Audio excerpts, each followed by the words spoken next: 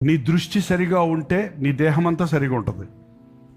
మన పాపాలలో 99% మూల కారణం కన్ను. కంటిలో చూసిన దాన్ని నువ్వు మర్చిపోలేవు. It will go into your heart, it will go into your mind, it will disturb your peace. అందుకనే పాపము చూడొద్దు. సెల్ ఫోన్లు పెట్టుకున్న వాళ్ళు ఈ మాట పెట్టుకోండి. అక్కడ మీరు ఎంత వాక్యం కోసం వెతుకుతున్నా అడ్డంగా వస్తుంది ఏదో ఒకటి. అసలు సంగతి మర్చిపోయి దాన్ని చూసుకుంటూ కూర్చున్నారా? దాన్ని చూసి పైకి రీల్ కదిపితే ఏమొస్తుంది తెలుసా మీకు? ఎక్స్పర్ట్స్ కదా, చెప్పండి. ఒక టాపిక్ 2 సార్లు చూస్తే 3వసారి ఏ టాపిక్ వస్తుంది మీకు? వాడికి ఎలా తెలిసింది? స్పై నీకేం కావాలో తెలిసింది వాడికి. ఎవరికి? అజ్ఞాతవాడిని ఎవరు? AI రూపంలో వచ్చాడు ఇప్పుడు. ఇంటెలిజెన్స్ వాడికి.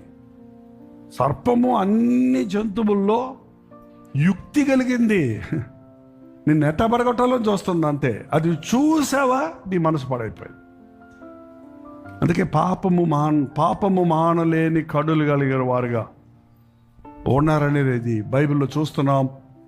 అలాంటి దృశ్యములు వెంటనే నీవు పసిగట్టి పశ్చాత్తాపడకపోతే అది మన జీవితాన్ని పాడు చేస్తుంది. ఒక్క చూపు చూశాడండి దావీదు నగరంగా ఒక పొరుగువాడి భార్యని, అంతే. It just like a ప్రోడోగ్రఫీ.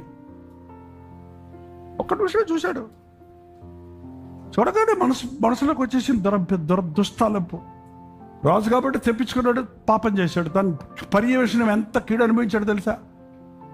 దావీదే చేశాడు, నేను కూడా చేస్తానంటారు కొంతమంది. దావీదు జీవితం ఏమైపోయిందో చూడండి. ఆ తర్వాత ఎంత భయంకరమైన హంతకుడు అయిపోయాడు, ఎంత వేధించాడు. పశ్చాత్తాపడ్డాడు కాబట్టి క్షమించబడ్డాడు. అయినప్పటికీ ఆ శాపం వాళ్ళ పిల్లల మీద, దేవుని నామానికి ఆ శాపం కలిగింది. అందుకనే యవ్వన కాలంలో పాపము జయించేవాడు తన జీవితాంతం దేవుని కొరకు సాక్షిగా ఉండగలుగుతాడు.